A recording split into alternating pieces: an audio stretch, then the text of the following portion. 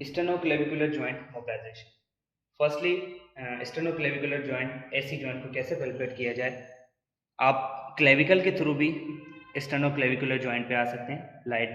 Let suppose this is a clavicle and this is the left sternoclavicular joint, right this is clavicle। ये clavicle का medial border और laterally acromioclavicular joint और medially sternoclavicular joint बने। This is the sternum bone, chest bone.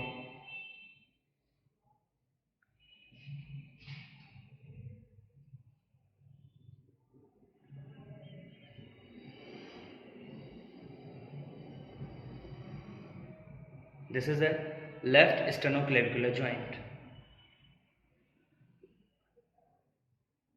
यहाँ पे thumb की placement जो होगी वो सुपीरियरली होगी, क्रेनियम की तरफ से आप उसको प्लेस करेंगे। वो मूवमेंट इम्प्रूव के हवाले से डिपेंड करता है कौन सी मूवमेंट हमने इम्प्रूव करनी है। उसके ऊपर अपना दूसरा thumb in order to reinforce and glide it cordially downward. This is the hand placement, right thumb superiorly और उसके ऊपर left thumb to reinforce and give a cordial glide downward direction.